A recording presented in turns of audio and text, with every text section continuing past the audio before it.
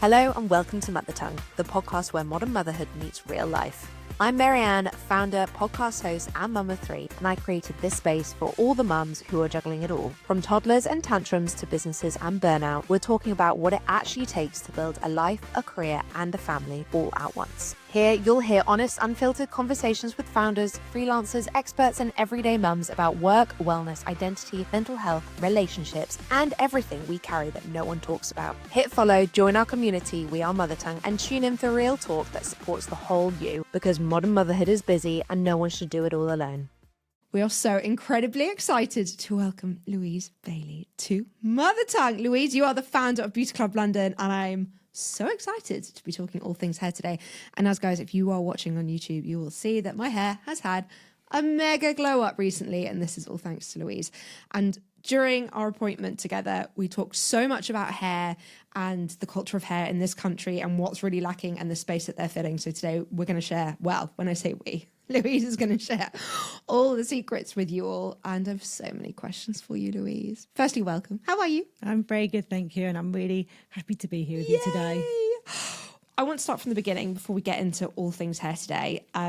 Obviously, you and me have talked a little bit about your journey and where you started. But for all our lovely listeners out there, can you tell everyone a little bit about yourself and how you got into the industry of hair? Yeah, sure. I have always loved doing hair. When I was small, like literally all my dolls would have no hair on their heads. I'd cut it off. I'd always be doing something with their hair. And it's just, it was my passion. And I then tried many different jobs, hated school. And I just... Oh my God, I can't do this. You can. Okay. You can. Okay. Just talk like you're talking to me. Yeah. Like we're talking in the car. I had... Hang on. So I left school when I was really young because I hated it. And my dad was always like, you need to get a proper job. Hairdressing is just not the one. You're not going to make money doing hairdressing. And I just wanted to do hairdressing so badly. But I went on lots of different paths, trying different things. And it led me back to hair in the end. Okay. So, yeah, I think it was when I was just after I had my son, when I was 25, I then really thought I need to just get back into my hair because it was my passion and everything I was doing, it just wasn't sitting right with me. But then I knew that if I was to do hair extensions, that there was a lot of money in the industry. So I just didn't want to go back into it as a normal hairdresser. Yeah, well, that's something that I've actually found really interesting about you because, again, my knowledge on hair is limited. I've always had the same hair. I've never been overly inventive with it. I've always wanted to try other things, but I think it was always that thing, like my mum was always like, oh, don't do hair extensions, you'll ruin your hair, or don't do this because all your hair will fall out. And because I'm that kind of girl that I've just normally just shove it up and I'm like, ugh, but it's always been something when I want to dress up or look nice, I've always wanted to do something with it and I've always been like, oh, it's a bit flat. But I just didn't realise that you could specialise like you've specialised. You're not your typical hairdresser. You're not even a hairdresser, really, are you? So can you tell us about Beauty Club London and how you're different? Yeah, sure. Where you started? So I always say, look, hairdressers and hair extensionists, they're two very different jobs because a hairdresser, they're doing colour most of the days, they're cutting hair, and it's a very different skill putting in hair extensions. So you're always better to find someone who specialises in extensions if you want a really good job, because I think the industry as a whole now, they know that there is, in the hairdressing, they know there's a lot of money to be made in extensions and everyone's trying to do it. But are they doing it the right way? Not a lot of people actually are, with the care and the precision that, I like to see within the industry. I judge the UK hair extension competition, so I get to see everything. I get to see everything. I get to see all the great parts and I get to see all the terrible parts as well. So I would just say, always, if you're going to have extensions, is to really find somebody who's amazing at their craft, doing it day in and day out, rather than just choosing somebody who does a bit of colour here and who does, a bit of cutting. Yeah, because you're never going to get the same result. Hair extensions, it's like building a house in a way, because you've got to have structure in there. You can't just put pieces anywhere. And then cutting the extensions as well, it's very different to cutting normal hair. If you was to try to cut extensions how you cut normal hair, you would just have, you know, just a big jagged mess all over the head because you don't want sharp lines in the hair. So it's very specialist. And, you know, generally if we teach someone extensions, it takes them around, you know, a good 3 years to get good at extension. Really? Yeah. You know, they've got to do a lot of clients. If someone comes to me and they want training, you know, because if you're a customer that wants hair extensions, okay, it's very difficult for a new hair extensionist to get somebody who wants extensions because everybody generally knows that you need to go to somebody specialist. So it's like you've got to find all these people to actually who allow you to do their hair. So it does generally, like we've got one of my top girls in London, like she's been with me for 4 years and now like she's been on the shop floor for the last year because we know she's really, really good now. So generally, yeah, it just takes a long time. I think, you know, with all hairdressing, even, you know, when you're doing colour, to do it at a high level, you have to have the years of experience behind your belt, you know, working with different hair types. And, you know, with extensions, there's lots of different hair types that you can use that blend with some hair, that don't blend with other hair. The hair extension industry is a minefield, actually. I can imagine. I don't even know where to start, but I do want to ask about the botched jobs. So, I mean, again, like someone who has limited knowledge, and I do have limited knowledge. I mean, I'm very lucky that when I thought, I might actually try hair extensions for the first time ever, I came to you. But not everyone is that lucky because not everyone knows where to find you yet. Hopefully this will change that. But what, if we're looking for hair extensions, what should we be looking to avoid? Like what is considered bad hair extensions? What is giving hair extensions the bad rep, let's say, of hair falling out and all that kind of stuff? I think there's two main parts to hair extensions, and it's the product that you're going to have put in your hair. It needs to match your hair type, which is really important, because if you're putting a, you know, maybe Asian hair in a Caucasian hair of head, it's never going to behave the same, especially in Dubai if you've got humidity and you've got Asian hair that sits really lank and doesn't expand, and then you've got Caucasian hair like mine and yours that fluffs up. You know, if you hit humidity, the density is going to change between the two parts of the hair. So you're going to see, you know, the client's natural hair fuzzing up, but then you've got this Asian hair that just sits lank.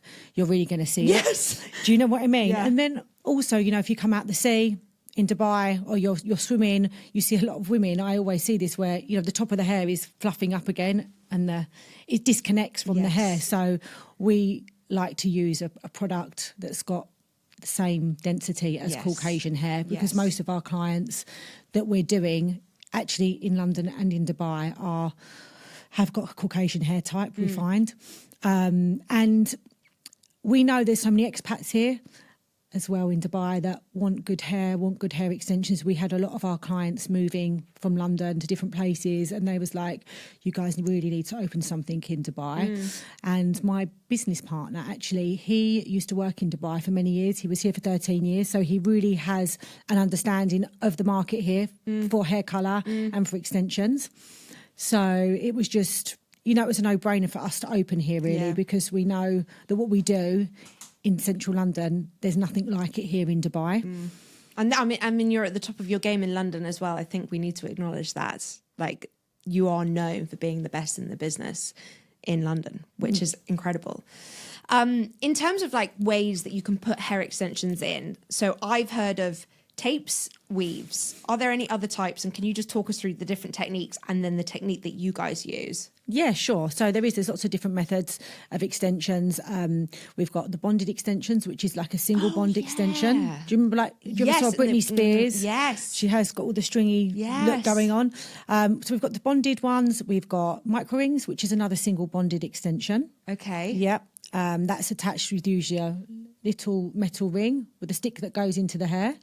And then you've got wefts, which go into the head as well, which is like, I generally don't like wefts because I feel like it creates a bit of a carpet effect in the head. Right. And they hold a lot of water. So generally, I don't think they're very good for fine hair myself. You know, everybody's got different looks that they want, but we try to go for the more natural look. And I feel that wefts can be quite heavy on fine hair as well. So I like to go for something that's a bit more versatile that you can actually put the placement in, because when you've just got one big piece of hair, Yeah. you can't really put that in different places. Also quite heavy. It can be quite heavy for the hair as well. Trying to do a sit-up, quite hard maybe, I don't know. So then we've got tape hair extensions as well, which is it's actually my favourite type of hair extension because it's reusable when they're put in correctly, and it's an amazing product. They don't damage the hair. Okay. I always find the single bond extensions, they tend to twist more in the hair, whereas a tape, it can't really twist when it's been put in correctly. Yeah.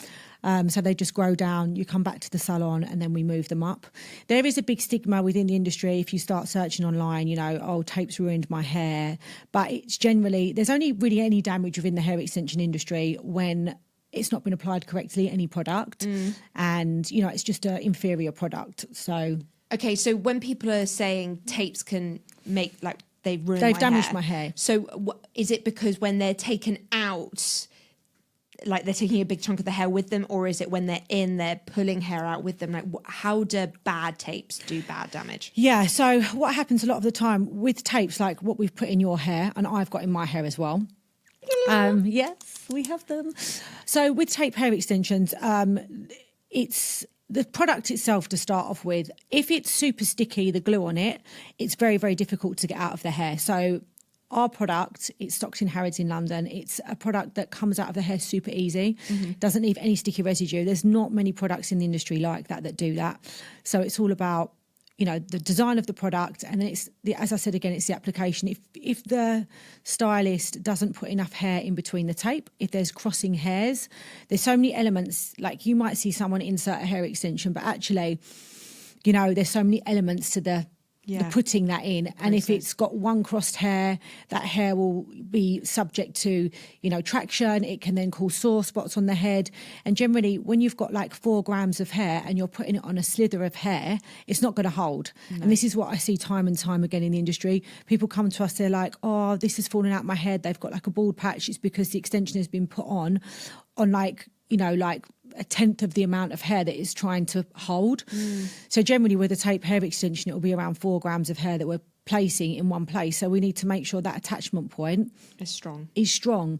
And then generally you don't have any problems, but it's, it's also, there's just so many elements, it's where you put the tape. They shouldn't be put on the top third of the head really, because the hair grows up. There's just different places you can place. You shouldn't put any hair extensions on a part of the head that has a short anagen phase of the hair. So, like the baby hair, it grows fast and then it falls out. So it's all these different aspects of being a good hair extensionist that, show whether you're doing a good job or a bad job. But we get to see, because we're in central London, I think we get a lot of people come to us at the end of their tether when they're like, I've got no hair left, I need to do something. Can you guys help me? And then we do. Generally, we sort the colour out on their hair, because what I also find is with hair extensions, we can do an amazing job with the extensions and get your hair to grow. But if you're having colour done and that's ruining your hair on the top part of the head, so you're going somewhere else and getting your colour, coming to us. Yeah, right. To have extensions, then we need to be in charge of the whole process. Yeah. So that's another thing I think that we should always... that's another thing I think clients should always choose somebody that does colour and extensions and understands them at a high level, because actually if you're having extensions, you don't need to put so much colour in your hair.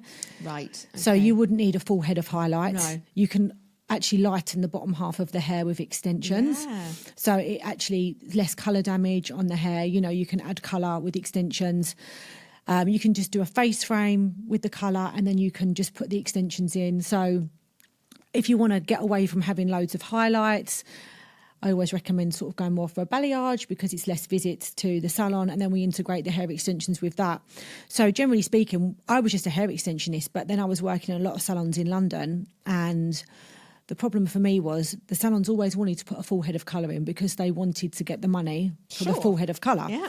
So if they can charge the client, £400 for a full head, or, £250, £300 for a full head, they always said, no, we're going to do the full head if the client asks. But I was like, we don't really need to be doing that. And it kind of goes against my ethics. I always want to do what is best for the client's hair. It doesn't matter how much money we're going to gain out of the client, because she's going to be a long-term client. and she's going to be coming back to me. So I'd rather preserve the client's natural hair at all costs. If she doesn't need colour, if we're just doing a face frame, then putting all that colour in the head. So, just generally speaking, if someone's got grey hair and they need to have their colour done, I get it. But we try to do more of the work with extensions, with colour changes. Yeah. Can you dye the extensions? So this is a funny question, actually, because I was in Saudi a little while ago and I was visiting a lot of salons there. And one of the salon owners, she said to me, but can I dye this hair? And I said, but why do you want to dye the hair? Because, if you go and buy a Chanel handbag, you're not going to want to change the colour of it, right? Yeah. It's the colour it is. Yeah. Because you want to keep the leather. You want to keep the leather in the best quality. So hair, as soon as we dye it, obviously it reduces the quality. So I would always say to a client, if you want to change your hair colour, if you want to keep the integrity of the hair, just buy new hair. Because of course we can dye the hair, but you're not going to have the same beautiful look that you would have, the shine and everything else on it. The more we dye our own hair, it's natural hair at the end of the day. Yeah. Okay. And then how long do these extensions last for in general? You said obviously that you can come back and have them moved up when your hair grows. So this set that I've got in my hair, how long would they last roughly? So we recommend, depending on the client's natural hair, how thick it is and how fine the ratio of hair to scalp, if you don't have too much hair, for us to grab and put into the application point, we would say like 5 weeks. But then if you've got stronger hair, which you have, your hair's good. So you can usually get away with like 6 to 8 weeks of keeping them in. And because we use a 4 centimetre tape, they actually last a lot longer in the hair than a 3 centimetre tape because they don't twist as fast. Okay. It's the twisting on extensions that causes most of the damage, yes, and traction when they've not been put in properly. And this actual hair I could reuse for 6 months? Yeah, so we always guarantee this product for 6 months, so it's 3 move-ups. But, we've got clients in London. I've got this amazing lady. She's 70. She's a bit hippie and she has hair sort of down to her waist. And she keeps her hair for like 14 months, but she just does hardly anything with it. So, if you look after the hair and you're not tonging it every day and you're not subjecting it to, constantly in the sun, because it's like hair, it will fade at the end of the day. The hair does really last a long time. But wow. Yeah. Amazing. Love that for her. I want to talk about the worst hair you've seen. So again, when I came to you, my natural hair was quite short. And I mean, you've done an incredible job. Like, people who haven't seen me for a long time or don't know me, no one would ever guess that it's extensions. I think we can all safely say that, it looks incredibly That's the way it should. You should never be able to see extensions. I'm sorry. People go to me, oh my God, it's such an amazing colour match. I'm like, well, it should be. Yeah. If I can see that you've got extensions in. They're not doing the job. They're not doing the job properly. No. And colour matching is so important with extensions because if you can see your hair colour and then, a different colour, it's a big no-no. Yeah. But what has been your biggest challenge, let's call it? Can you tell us a story about when someone came in and you were like, oh my Lord, where do we start? And then the process that you went through to rebuild it. I mean, I've had so many different cases to the point where I did Ellie Goulding's hair many years ago and she did the shaving part at the side of her head. Then she wants to grow the shaving part out. So to attach and grow something out to them very small points, it's a hard job to get it to grow down past that point. But then I've had women that have come to me when their hair's been burnt off because they've got really bad colour damage, and then we have to put them on a hair recovery journey to heal their hair from colour. So a lot of the time, if your hair's burnt from colour, there's no repairing burnt hair from colour. It's got to either be cut off or it just slowly breaks off. If something's burnt, it's burnt, So it's a case of growing that out, but without doing any more damage. And then, a lot of people lose the sides of their hair from over-processing. So we then build the sides back up. And I've also seen people that come in and they've just got extensions in that have been in for 6 months, and some people have left them in for 9 months, and there's just a whole jungle going on in their hair and you just can't get the tapes out. They've got dreadlocks, they've got matting in there. Yeah, it can be really, really bad. But so what do you do then? Well, it's maybe it could be 4 hours in the chair trying to get something out. Generally, we this was in the early days in my career, we say to people, you need to go back to where you got them put in. Some people don't want to go back, but it can just be a complete disaster trying to get bad hair extensions out of the head, especially if, the glue's really sticky. There's so many elements to that as well. So, and also we see hair extensions that have been put in that just don't look anything like the hair. Bad colour matching. Like, you see these jokes on Instagram with people and they've got like a couple of strands hanging and they've got all their hair on top. It's just like, it's hideous and people are paying money for this. And I'm like, how did you pay? And they think that a lot of the time they're like, oh no, I love it. And then I look and I'm like, this is just not right. Yeah. Oh my God, wow. I'm super fussy with everything when it comes to extensions. It's got to be like, I want to see everything perfect. How easy are yours to get out? I mean, could you get one out for me now? Yeah, I can show you how to take one out. Let me show you. Come and show me. Can't take one out. We'll take one out and show you. What do you need? I will. Yeah, I think so.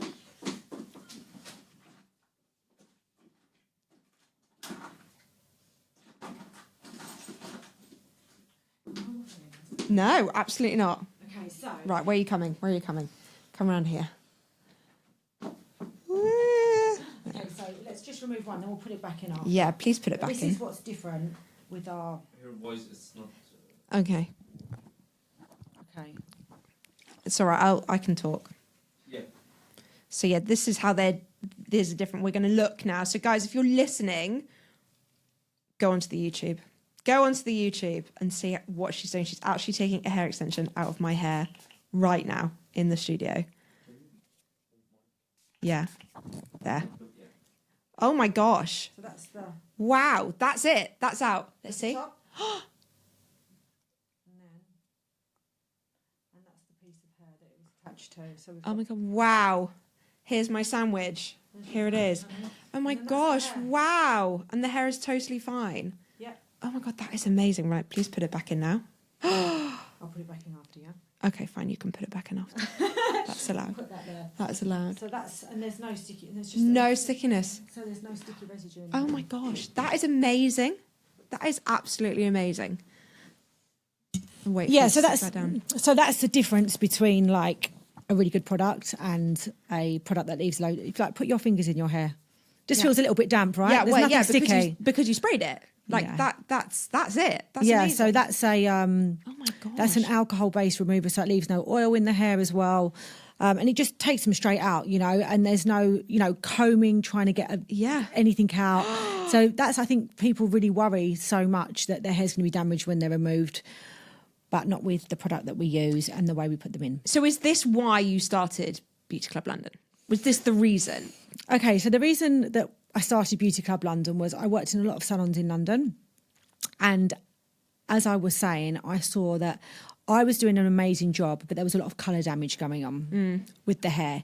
And I then met my business partner, Mo, and he was an expert colourist and extensionist, actually. He used to work in Dubai, but he brought a hair extension brand to London, and he was trying to launch this brand in London, and he met me because I was sort of like known as being the best hair extensionist in London at the time, and he wanted me to use this hair. So I was like, okay, yeah, let's try it. And he literally put it in my head, and I loved the quality of this hair. It was just amazing. And I actually wasn't really doing many tapes at the time, and then he showed me how to do them. And I then started working in Harrods in London, and I wanted somebody to colour my client's hair the way that I wanted it coloured. So not the way a normal colourist would colour hair, because there's a different way we do it to match the hair extensions and to use less colour. So me and Mo, we just started working together. He was then working in Harrods, and we was using this other brand of hair extensions. And then when COVID hit, Harrods was moving their hair salon to another floor, and this location came up in central London. So we had like 4 seats. We had 4 seats in Harrods, and we was just working, doing all the clients. And then when this location came up, we was like, should we take it? It's a huge space in London. It's like 250 square metres. And yeah, we we just Went did for it. We just went for it. And it's probably the best thing we ever did Yeah. because it really, really grew. And I wanted to create something as well with Beauty Club London that was a fun environment for the client, because I've worked in so many London salons and they're so stiff, and like I would always see like clients that will come in, they'll put their handbag down and they're just like, they don't even want to talk because they just feel so uncomfortable. Yeah. A lot of the time they don't really want to, some people are scared of their hairdresser, I feel like. You know, they don't actually want to say what they want. Yeah. Or, you know, are you happy with it at the end? They don't want to say, well, no, Yeah. actually, I hate it. I hate it. Yeah. I had it one time when I was younger. I went to a salon and like I came out and I'm crying, but then you feel bad to go back and actually say I don't like my hair. You've just paid like, you know, £400 for something and you don't want to. Yeah. Well, it's so British, really, isn't it? Like, I don't understand that. Like, if you don't like something, like say in the chair. So I just wanted a more relaxed environment, and then I was just like, let's just do it like a club in a way. So I love disco balls and Mo loved music, and so we just kind of created this really relaxed, fun environment for hair extensions and colour. We didn't do so much colour really to start with. It was just with the clients that we knew that we needed to do the colour for the extensions. Both, yeah. But now we do a lot more colour, but generally, you know, it's a very different technique to what we find most people do in London. Our technique is you don't have to come to have colour done so often. We like to try to let the hair relax more so it can grow out, have a break before you have your next colour. So we're like balayage experts. Okay, love this. And I mean, again, we've talked a little bit about colour. I haven't actually had my hair dyed for, I think like 7 years now, but I know the day will come soon where the greys probably start to appear and I'll need to relook at it. Like me. Yeah. That's what happens now. But I want to talk about good colour versus bad colour, especially here in Dubai. Can you tell us a little bit about some of the bad jobs that you've seen and where us as women especially should be careful and looking out for red flags when it comes to colour? Yeah, sure. So I think colour can be, you know, it can look amazing on the hair. Obviously, anything that we are doing colour-wise is always going to, you know, take a bit... Sorry. Obviously, anything we're doing with colour is always going to take a bit of the integrity of the hair away. So, like I said, always like try to do is minimal colour. It's hard when you're going grey and you want to cover your greys. Yes. So like, I'm in that situation now where I used to, you know, always want to dye my hair past my natural colour. Now, because I'm going grey, all I want is my natural colour back. So I think with colour, especially like with blondes, you've just got to find somebody who really knows what they're doing so that your hair's not getting burnt, especially when your hair's super fine. I've seen some terrible things that happen with colour, especially, you know, hair, when you think about it, it takes a long time to grow. We're only really going to be, you know, getting sort of 3 inches every 6 months. Yeah, I was about which to say. is like, it's not a lot. No. So the hair grows 6 inches a year. So if you've got beautiful long natural hair and someone comes along and puts a load of bleach in your hair or does a load of highlights but they over process it, sometimes that can take like 3 years for you to grow your hair back. And it's funny, like some people don't understand why hair colour is so expensive, but I always say, you know, that hair colour is an outfit you're going to wear every day. And if you've got dry, damaged hair, it can actually be quite aging as well, if it's fluffy looking, if it looks fried. So it's always best to find the best colourists. I think, you know, someone who really knows what they're doing. Don't scrimp when it comes to hair colour, you know, financially. So is there cheap colour versus expensive Yeah, of course colour? there Okay, is. fine. But it's, you know, if someone's good at colour, they're not going to be charging a cheap price because they know their worth at the end of the day, Fine. you know. And, you know, say you're going to an event, a lot of women, they might buy, you know, a top for £100 or something. You're not going to get good colour for £100. No. Okay. You know, you need to be looking more in the £300 to £400 to be getting a good colour with somebody who really knows what they're doing. But that's, like I said, it's an outfit that you wear on your head every day. Yeah, for sure. I once actually, I think it might have been like 9 years ago.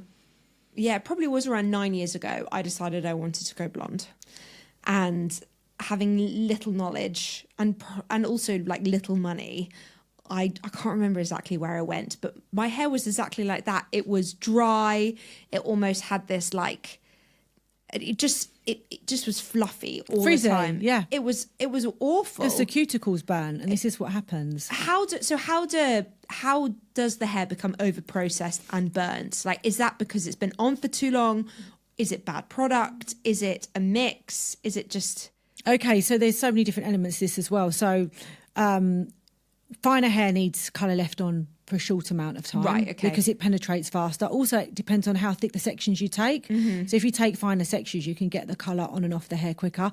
I'm not a colour expert myself, but I just know that what we do in the salon. Yeah. So Mo and Shadi's way of colouring, they take very fine sections and they try to get the colour on and off as quick as possible, because they can lift the hair faster that way. Obviously, if you've got someone with Middle Eastern hair, they've got different pigments in their hair, so there's different amounts of time you have to leave the bleach on. But it's all processing times, and actually knowing the structure of different hair types, because our hair is different to an Arabic woman.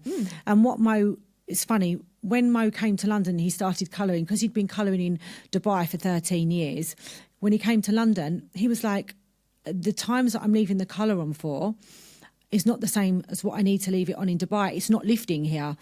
So then we started really looking into this. And so Mo understands doing colour in the Middle East for the Caucasian hair type, the European hair type.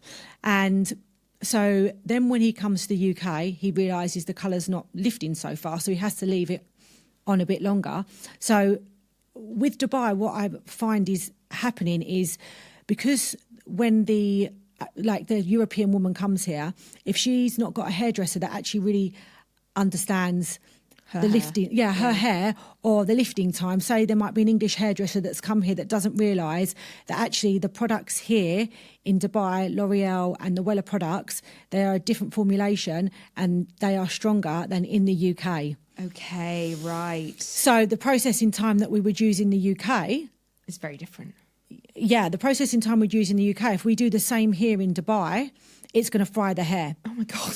Yeah, so the two formulations, I mean, if you just put it in ChatGPT or Gemini and you ask, are the formulations different? Because they are for different, regions, different areas. Yeah. So they... Wild. Yeah, it is wild because, so it's just about finding a hairdresser, I always think, that actually knows in Dubai, that knows the Middle Eastern market and knows the European market, if you're a European girl. And I mean, if I went to Mo, for example, and I know I'm asking you now to answer for Mo, and I was like, I want to go blonde, would he be like, no, you don't, you're not doing that because that will ruin your hair? Or is it for someone like me? I mean, Kim Kardashian obviously went peroxide blonde and then went back dark again. Is it possible for a brunette to go blonde safely without damaging the hair? Or realistically, is it just not?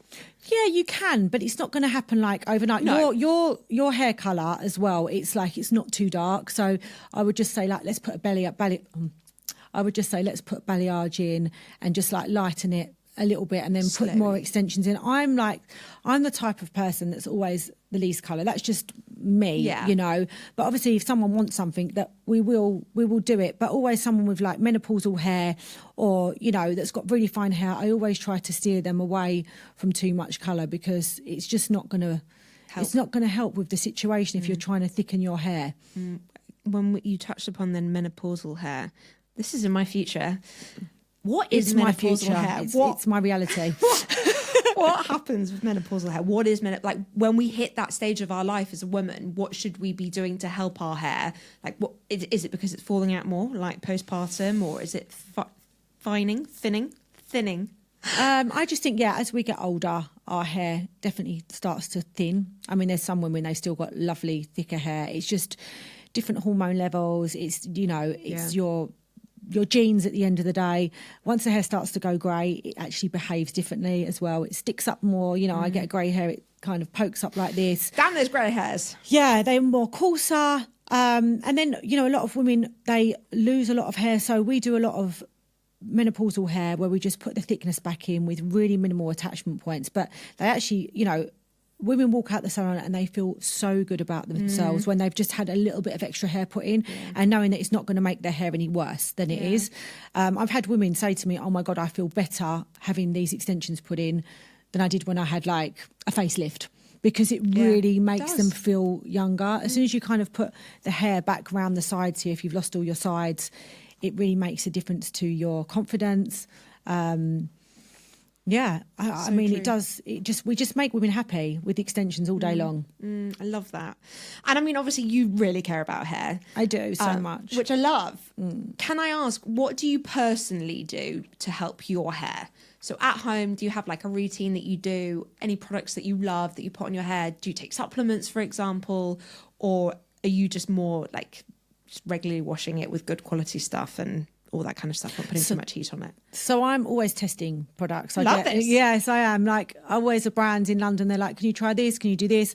I'm actually going to be I'm judging in Dubai for Beauty World, and they're sending very cool. Yeah, so they're sending me a load of products. So I'm really keen to start trying them, and then when I try products, I'm looking for them if they work with hair extensions a lot of the time, because obviously we don't want shampoos and conditioners that are over oily, that are going to make the extensions fall out. We don't really want shampoos and conditioners with sulfates in for hair extensions, because they dry the hair out.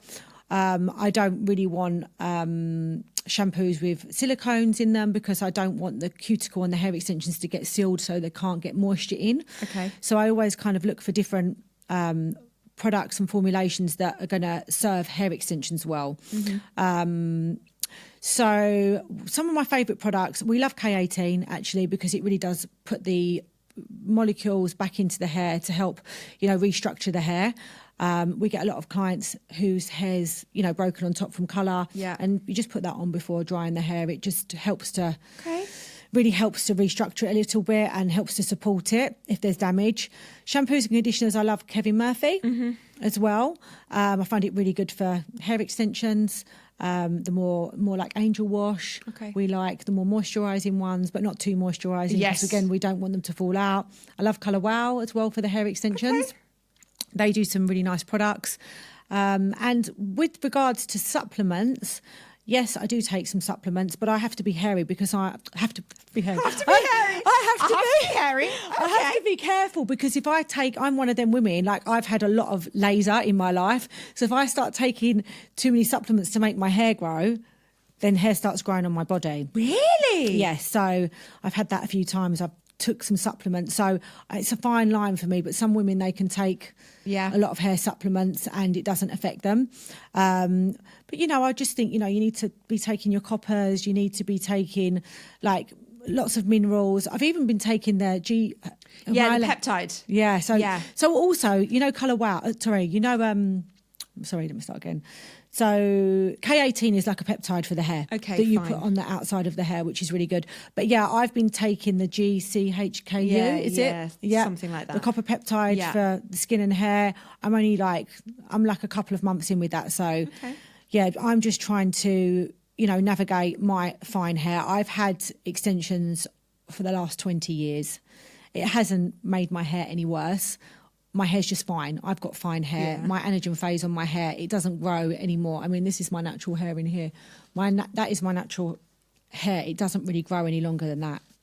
Yeah, but it blends so well with your hair extensions now. Yeah, and this is, you never know. Yeah, you would never know that I've got them in. But if I didn't have my extensions in, I'd just have no personality.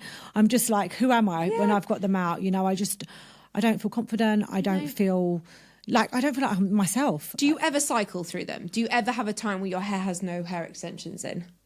I'm going to be honest with you, no. No, but that's fine. Yeah, I'm literally, I think like maybe sometimes if I want to go for a head massage, I'm like, okay, I'll keep them out for 2 days. Okay. And then I'm like, oh my God, just get them back in. I can't cope. Yeah. Yeah, I just don't feel glam. I don't feel nice. I mean, that's just me. Everyone's different.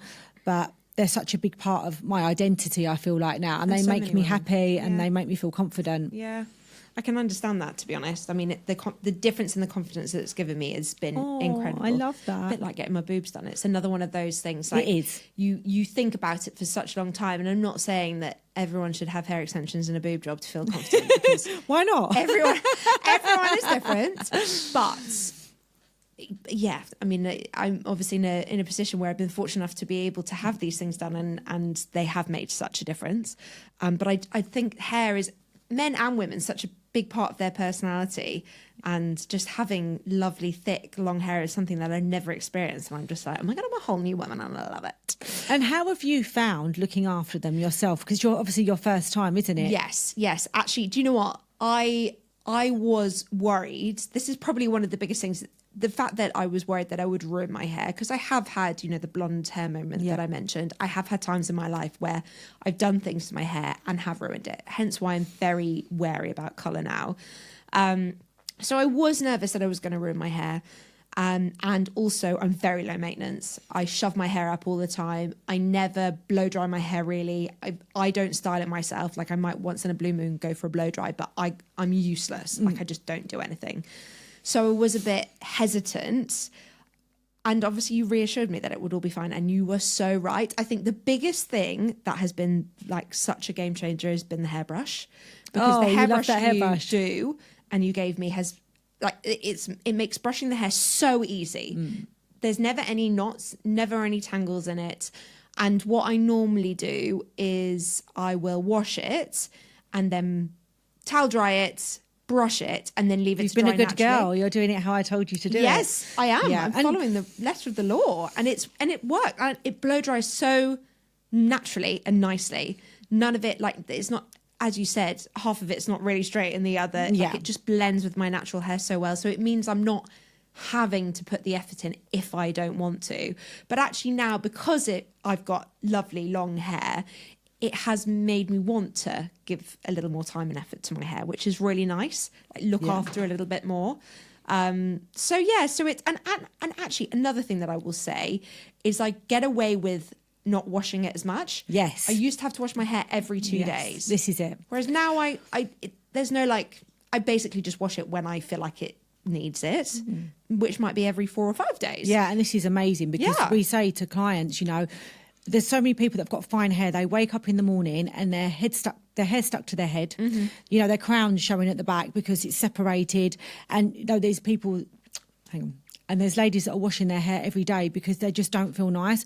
Once you've got the extensions in, it holds the style and you don't need to brush. You don't need to wash the hair so much because your hair just feels full. So you're doing less, of all these washing processes to your hair, less drying. So, I've got clients that just come for a blow dry once a week. Yeah. And then that's it. And they've got their hair extensions in. So the hair can actually grow and it supports the hair's growth when it's done properly. Yeah. And, the funny thing is, when you sat in my chair that day in the salon, I always look at the person I've got sat there. I know, like, you're a lady, you don't wear loads of makeup. You're beautiful the way you are. You are low maintenance. You're our type of girl in the salon in London. You're not somebody who wants to look overdone. You want to look natural. You don't want to look like you've got extensions. And yeah, that's my girl. That's my client base.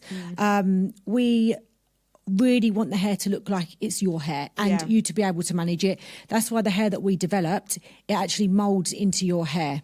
So this is the thing with it. And like you're saying, if you wanted to just wash and leave it, you wouldn't have to blow dry and it looks like your hair. And there isn't really many products on the market that you can do that with. No. And that's one of the amazing things about this hair type. Yeah, I totally agree. And I have it to start off with when it was like right at the top of the roots, and I think also like getting used to it. I was like, I knew that they were there, but after a couple of days, I don't even notice that they're in my hair anymore. And I can also do like a high pony now. You can't see anything when you put the hair up, can you? No. Yeah. And I've become, like, at the beginning I was like, I don't want to hurt the extensions, but actually the extensions are super strong. They are strong, and your hair is attached to them in a way that it's not causing any damage. No. We get a lot of people, they go, I don't want tapes because I can't put my hair up with them in. Well, no, that's because they've been put in incorrectly. Because when we put them in, we position them in the way, we have brides come in, they want a half up, half down hairstyle. Yeah. We can do anything as long as extensions are put in the right place. Every piece of hair that we put in your head, my whole team is trained. Every piece of hair that we put in your head has a number and a position. So if someone, say I was to do your hair, but you was to go to the salon here in Dubai, Danny was to do your hair, or you was to go to the salon in London and, another one of my stylists, it would be done exactly the same because it's our Beauty Club London way. Yeah. None of my stylists are like a free hand in doing their thing. Everyone's trained to do it exactly the same way. We train all the staff in Harrods as well, and they understand the section patterns, where to place the hair, because when you're putting extensions in, if you don't put them in the right place to build structure, you can't actually cut the extensions correctly. Yeah. So it's really important that every piece when we're when you have a retape, you'll understand this. Every piece comes out the hair in a position. We have these special trolleys and they all go in the position, and each stylist knows to put that piece back.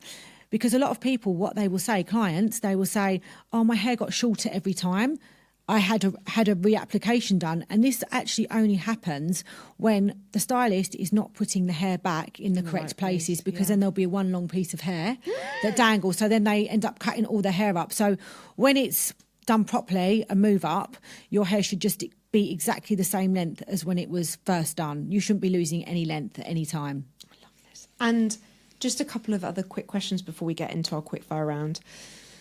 How should we sleep? Like, I sleep with it up, but is there a optimal way to sleep with the hair extensions? Do you always wear yours up at night? Do you ever sleep with it down? You know what? It depends. Like, I've gone through phases of wearing like silk bonnets. I've had silk pillowcases. Obviously, all of them things do help if you want the hair to stay as it's blow dried, because, you know, like a rough pillowcase, the cotton, it can make the hair separate. It can make the cuticle and the hair stand up a little bit. So I always do recommend that.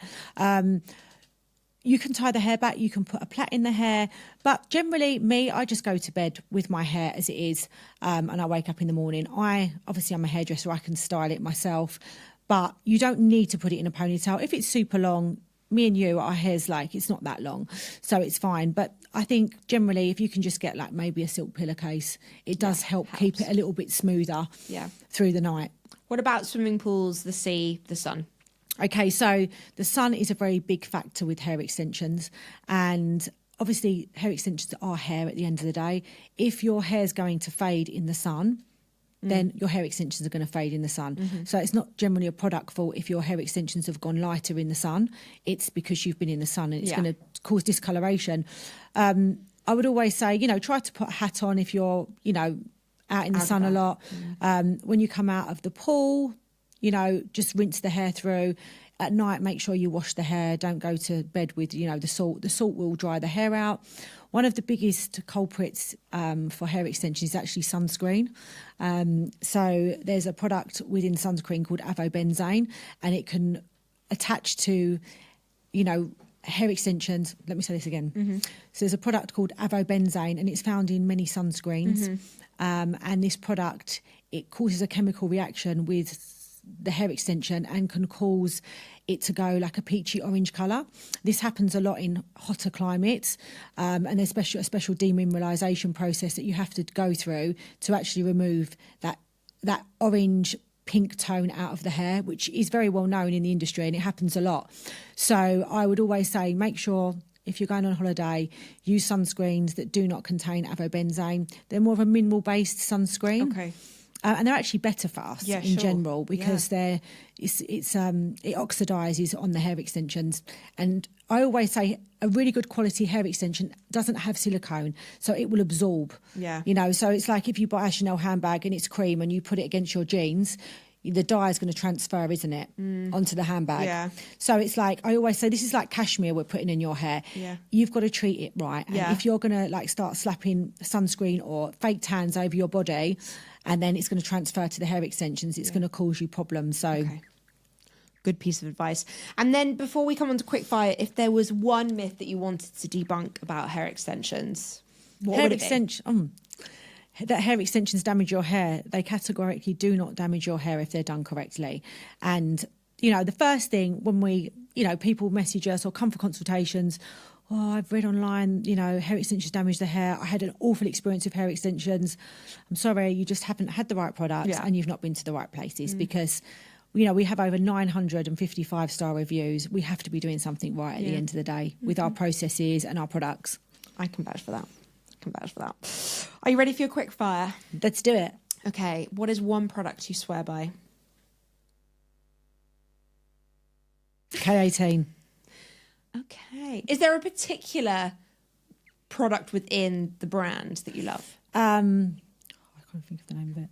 But is it like a shampoo or a conditioner, or is it's the protecting? Do you want me to find out what it's called? No. Fine. Okay. Yeah, I love K18 for, you know, I love the K18 peptide formulation. Okay, I love this. I'm going to give that a Google. Coffee or matcha? I'm a matcha girl. Are you? Yeah, are you a coffee girl? Well, I am actually a tea drinker now. Oh, yeah, know. you had tea Who earlier. am Okay, I? you're like a proper English girl. I never used to be. I was a coffee girl, and now I try and have more tea just because caffeine makes me like this. Yeah, But I it's do not like good matcha. for me either. That's why I don't really. Matcha's great. I do love it. What is one habit that helps you feel more organised or grounded? So I am an avid meditator. Really? Love Yes, this. I am. And I've been doing it probably since I was 30. And I try to do it sometimes twice a day, sometimes once a day. Good for If you. my head is like in a fluster, if I feel like I need some good energy, if I feel like I want to get creative, if I feel like I've got stress, if I feel like I want the universe to give me good things, I just meditate. Love it. I need to do more of that. Favorite AI tool or app, and how does it help you? Oh my God, I've just been finding so many good things. So in the business in London, what I noticed was when I came to Dubai and we set this business up here, I noticed that there was a lot of things missing in London that I needed. So we started putting in a lot more processes now in London, because if I want to scale anymore, I realised there were certain elements of my business missing in London. So I found this AI product called Gamma, and I started like creating just loads of these like presentations, like processes presentations. Yeah. It's just so good. And then my new thing now is this thing called Sintra. So I was speaking to my ops manager in London. I was like, okay, so now what we're going to do is we're going to take all of them documents we made of all the processes and we're going to put them into Sintra, and we're going to make AI, we're going to make, what are they called? What the... hang on. Bots? No. Hang on a minute. What are they called? Virtual people. Oh yeah, like a virtual person. Yeah. So Yeah. we're going to make like AIs of each other. Yeah. And then we're going to, so if someone says to me in the business, how do I send this to Dubai? I'm just going to send them the process of how to do it, like the company that we use. And it's got me speaking there, or Deb, my it. ops manager. And then the process is there. And then they just do it, because I find in business there's nothing worse than, you know, you get a new member of staff. So like I'm going to make a virtual me and Deb in London. So then we just put it into it, and it's, yeah, it looks like it's really cool. Found this like 2 days ago, and I'm like, I'm obsessed with it already. I'm Googling when I get off this. Can't wait. What is one business or motherhood hack that you couldn't live without? So I was a single mum, and I found it really extremely difficult. I was never really maternal or mumsy. But I would say, like, with my son, the best thing I ever did with him was to listen to everything. You know, if he told me he hated school, my parents said, but you just need to go to school and get on with it. You know, I always tried to find a way to help him in some way. And my son, he is my biggest achievement, because he works within my business now and he does all of the SEO side. And I think it's because I've really listened. I think as parents, we need to not do it the old school way where our parents are like, you know, just get on with it. You've got to go and do this. My parents are like 80 years old now, and they'd be like, you know, chin up, just go and get on with it. You know, I'd be like, Mum, I'm getting bullied at school. She'd be like, don't be so stupid. Just go to school. Put your head down. Keep going. Do you know what I mean? So with my son, if he's ever said, Mum, I don't like this, I've really tried to, I think, listen to your children, and if they're in pain, or, you know, understand that. And then he's just grown into such an amazing kid, and I'm just like, I just look at it and I'm just like, you're amazing. He's got his own business now. He's doing so well at 23. Aww. So, yeah, I just think, you know, we need to just listen to our children. Great piece of advice. And what's the single most powerful thing that has helped you in life or business? I think it's because I was because I was an only child, I had to make friends, and I am a connector. And I'm always, you know, I love women in business. I am like an advocate for sharing information, for, you know, helping other women if they need a contact or this. And I connect a lot of people. And I think that's kind of my superpower. And I think that because I've done so many great connections in my life for other people, that the universe gives me so much good stuff. I don't do it for that, but I know this is like what happens and what goes on. And it's my, you know, I just love helping people with their passions and their dreams. And I think, you know, if all women could be like that and help each other, it's amazing. It's good energy. It is a good energy. And I've got the most amazing network of women in London, you know, in really great places. And it's the women that I've met on my journey that have got me to where I am today. I always remember this one story. I I always remember this one story. I knew this lady, her name's Sarah Curran. She actually used to own my wardrobe. Okay. Yeah, and she actually ended up coming away from my wardrobe. And I did her hair for years, and we become great friends. And she went to work for. Do you remember Very? Yes. Do you remember Very? Yes. So Very started. It was a catalogue, wasn't it? Yeah.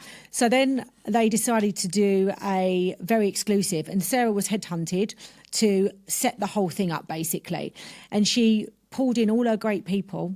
She's one of the most amazing women I know. Actually, she pulled in like someone to do the PR for the company. She pulled in like designers for brands and all these women that we kind of all know. Yeah. And they all had to, the thing was they couldn't work for the company unless they opened a company. So it pushed a lot of women to actually open businesses and not be freelance anymore. Yeah. And she said to me, Louise, she went, I'm going to buy £20,000 worth of hair extensions, go and make a product. I was like, oh, really? She's like, yeah, we want a hair extension product, go and make a product. She put me in touch with this other woman who I know really well now, Claire Morgan. She was like one of the big directors at Harrods, but she does luxury brand development. And I went to her with my packaging, and my packaging was like £1.50, and my hair extension product was like, I know, it was like £300. She was like, babe, she was like, what is this piece of shit? Like, she's like, you cannot sell this in this. And she taught me so much. She's like, your packaging really needs to cost more than your product to make it luxury.